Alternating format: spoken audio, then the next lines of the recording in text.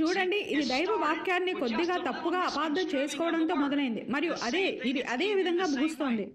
నేను వ్యక్తిగతంగా message hub English అనువాదాన్ని సరిచూశాను మరియు అందులో చాలా వర్తమానములు లోపించడం, పరస్పర విరుద్ధంగా ఉండటం గమనించాను. మంచి ఉద్దేశంతో ఉన్నప్పటికీ తప్పుదారి పట్టిన వ్యక్తుల వల్ల ఇది ప్రపంచవ్యాప్తంగా ఉన్న విశ్వాసుల మధ్య చాలా గందరగోళానికి, కలహాలకు కారణమవుతుంది. మెసేజ్ హబ్ యాప్లో అనువాదకులు ప్రవక్త చెప్పని విషయాలను ఆయన చెప్పినట్లు చేయడానికి కొందరు ఏమాత్రం సిగ్గుపడటం లేదని నేను కనుగొన్నాను.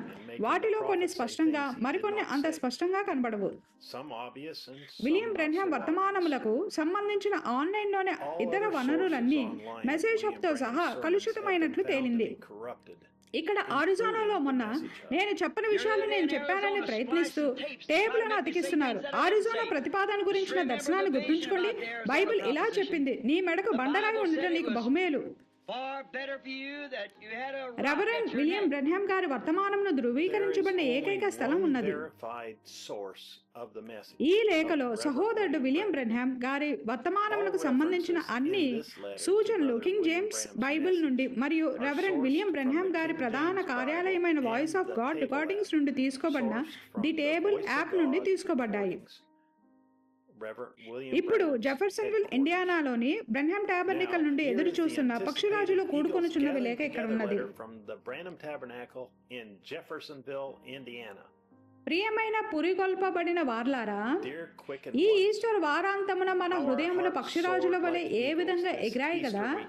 దినము వెంబడి దినము ఆయన యొక్క అభిషేకము ఇంకా ఇంకా అధికమైనది. ప్రభురాత్రి భోజనము, భూస్థాపితము, పరిపూర్ణత, పిదప ఆయన మనల్ని దేని కొరకైతే కట్టినాడో అట్టి అంతిమ ఘట్టము, అది సూర్యోదయము, మహిమ. ఆయన తిరిగి లేచాడు మరియు మనలో ప్రతి ఒక్కరిలో సజీవుడై ఉన్నాడు. మనము ముందెన్నడూ వినని విధంగా ఆయన తన వాక్యమును మనకు బయలుపరుస్తూ ఉన్నాడు. ఆ అభిషేకము మన హృదయాలను నింపివేసినది. ఆయన యొక్క సన్నిధి అంతటా నిండిపోయినది. ఎత్తబడుట అత్యంత సమీపముగా ఉన్నట్లు అనిపించినది. 2000 సంవత్సరాల క్రితం ఏమి జరిగినదో ఆయన మనకు చెప్పాడో మరియు పెదపై ఇప్పుడు 2026లో ఏమి జరుగుతున్నదో చెప్పాడు. యేసు మృతులలో నుండి లేపబడిన దేవుని గోధుమలోనే మొదట గింజయే ఉన్నాడు. ఆయన దేవుని యొక్క పురిగొల్పే శక్తి ద్వారా లేపబడ్డాడు. దేవుడు ఆయన జీవమును పురిగొల్పాడు. ఆయనను మృతుల్లో నుండి పైకి లేపాడు మరియు ఆయన నిద్రించిన వారిలో ప్రథమ ఫలమై ఉన్నాడు. ఆయన మొట్టమొదట పరిపక్వము చెందినడై ఉన్నాడు. తక్కిన మనమందరము వస్తామని నమ్ముతూ దేవుని కృతజ్ఞతార్పణ జ్ఞాపకార్థముగా అల్లాడించబడిన దేవుని పని అయి ఉన్నాడు. అది ఒక గుర్తే అయి ఉన్నది. పిదప ఈనాడు ఏమి జరిగినదో ఆయన మనకు బయలుపరిచాడు. పెంతెకోస్తు దినమున పరలోకము నుండి అల్లాడించబడుచున్నట్లు ఒక శబ్దం వచ్చి, వేగముగా వీచు బలమైన గాలి ప్రజల మీద అల్లాడించబడినప్పుడు ఆయన అల్లాడించబడినట్లే జరుగుచున్నది. లూకా 17:30 మరియు మలాకి 4లో ఆయన వాగ్దానము చేసినట్లే మనుష్య కుమారుడు ప్రత్యక్షపరచబడి తిరిగి మరలా ప్రజల మీద అల్లాడించబడినప్పుడు అది మరలా ప్రజల ఎదుట అల్లాడించబడుచున్నది. ఇప్పుడు మనుష్య కుమారుడు ఎవరు? ఆదియందు వాక్యముండెను మరియు వాక్యము దేవుని యొద్ద ఉండెను మరియు వాక్యము దేవుడై ఉండెను మరియు ఆ వాక్యము శరీరధారి అయి మన మధ్య నివసించెను మరియు దేవుని వాక్యము ద్వారా, సూచక క్రియల ద్వారా, అద్భుతముల ద్వారా మనము కలిగి ఉన్న ఉపదేశం అంతటిని మరియు దేవుని వాక్యం యొక్క నిర్ధారణను మనము కలిగి ఉండగా, ఇక్కడ మనమిప్పుడే దేని నుండైతే చదివాము అట్టి ఈ లూకా సువార్తలో లేదా లూకా 17వ అధ్యాయం 30వ వచనములో మరియు మలాకి 4లో మరియు మనము ఎరిగి ఉన్న వివిధమైన లేఖనములలో మనమిట్లు చూస్తున్నాము. అదేమిటంటే ఈనాడు వాక్యము మరలా ప్రజల పైన అల్లాడించబడినది. మనుష్యుని యొక్క మృతమైన ఆ ఆచారములు చచ్చిపోయినవి మరియు దేవుని కుమారుడు పరిశుద్ధాత్మ బాప్తీసముతో మరలా మన మధ్య సజీవుడిగా ఉన్నాడు మరియు మనకు జీవమునిస్తున్నాడు. పరిశుద్ధాత్మ మన మీద మరలా అల్లాడుతూనే ఉన్నాడు. మరలా ఆయన యొక్క వాక్యమును బయలుపరుస్తూనే ఉన్నాడు. క్రియాశీలకమైనది, యాంత్రికమైనది, పురిగొల్పే శక్తి. పిదప ఇది ఇక ఇంతకంటే గొప్పగా మారలేదన్నట్లు అనిపించినప్పుడు ఆయన మనతో ఇట్లు చెప్పాడు, ఆయన నన్ను ఆ తెరను దాటి చూడనిచ్చాడు మరియు నేను అక్కడ మీ అందరినీ చూశాను.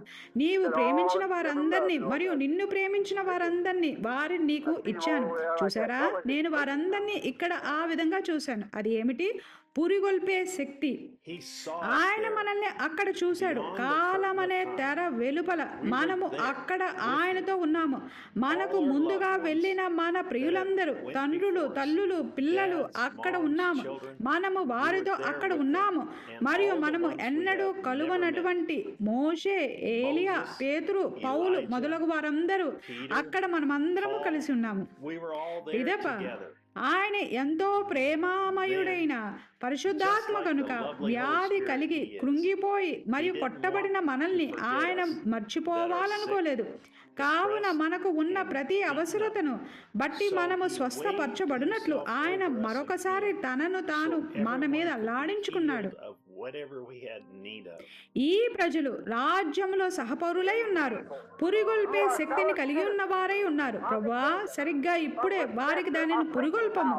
మరియు మేము ఒకరి మీద ఒకరము చేతులుంచి కొనుచుండగా భౌతికంగానైనా ఆత్మ సంబంధంగానైనా లేదా వారు కలిగి ఉన్న ఏ అవసరత కొరకైనా కానీ యేసుక్రీస్తు యొక్క సర్వ పరిపూర్ణత ప్రతి ఒక్క శరీరంలో ప్రత్యక్షపరచబడేంతగా ఆత్మ పక్షిరాజు నుండి పక్షిరాజునకు, వాక్యము నుండి వాక్యమునకు కదలాడును గాక యేసుక్రీస్తు నామములో.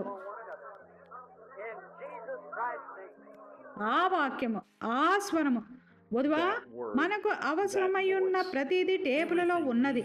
దేవుడు తన వాక్య విషయంలో తన మనసు మార్చుకోడు. ఒక పొల్లైనను లేదా ఒక్క సున్నాయినను మార్చబడజాలదు. కావున ఆయన తన వధువుకు ఏమి చెప్పగోరుతున్నాడో సరిగ్గా దానిని వారు తమ సొంత చెవులతో వినగలిగేలా ఆయన ఒక మార్గమును ఏర్పాటు చేశాడు. దేవుడు తన వధువుతో మాట్లాడి మరియు సమస్తమును బయలుపరిచాడు. అది రికార్డు చేయబడినది. పెండ్లి కుమార్తె పెండ్లి కుమారుని యొద్దకు రావలసి ఉన్నది. అది ఈ దినమునకు ఆయన ఏర్పాటు చేసిన పరిపూర్ణమైన మార్గమై ఉన్నది. అది యెహోవా ఇలాగ సెలవిచ్చుచున్నాడు అయ్యున్నది. దేవుడు తన వాక్య విషయంలో ఎన్నడైనా తన మనసు మార్చుకుంటాడా? మార్చుకోడు. ఆయన ఒక పరిపూర్ణమైన చిత్తమును మరియు ఒక అనుమతి పూర్వకమైన చిత్తమును కలిగి ఉంటాడు. వధువు ఆయన యొక్క పరిపూర్ణమైన చిత్తంలో ఉండవలసి ఉన్నది. నేరుగా దేవుని వద్ద నుండే దేవుని యొక్క స్వరమును వినడం కంటే పరిపూర్ణమైన చిత్తము లేదా పరిపూర్ణమైన స్థలం మరేదీ లేదు. ఆదివారము జెఫర్సన్విల్ కాలమానం ప్రకారంగా మధ్యాహ్నం 12 గంటల సమయం అప్పుడు దేవుని యొక్క స్వరము మనకు స్వచ్ఛమైన వాక్యమును అందించడాన్ని వినడానికి మాతో చేరండి అన్నది మీలో ప్రతి ఒక్కరికి నా ఆహ్వానమై ఉన్నది. ఎటువంటి అంచనాలు వేయడం అవసరం లేదు. కేవలం కూర్చొని మరియు ప్రతి మాటకు ఆమేన్ చెప్పడమే. ఆ విధంగా చేయడం వేరే ఏ స్థలంలోనూ సాధ్యపడదు. ప్లేను నొక్కినప్పుడే సాధ్యపడుతుంది. సహోదరుడు జోసెఫ్ బ్రెన్హామ్.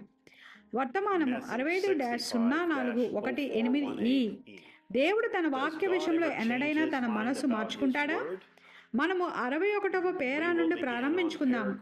వర్తమానం వినడానికి ముందు చదవలసిన లేఖనములు: నిర్గమకాండము 19వ అధ్యాయము, సంఖ్యాకాండం 22వ అధ్యాయం 31వ వచనము, పరిశుద్ధ మత్తయి 28వ అధ్యాయం 19వ వచనము, లూకా 17వ అధ్యాయం 30వ వచనము, ప్రకటన 17వ అధ్యాయము, and Revelation the 17th chapter.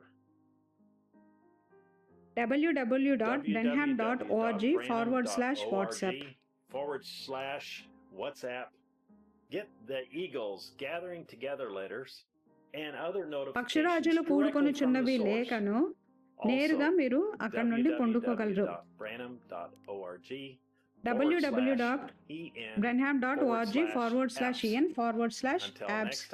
మరలా కలిసేంత వరకు దేవుడు మిమ్మల్ని దీవించును గాక మరియు షలోం.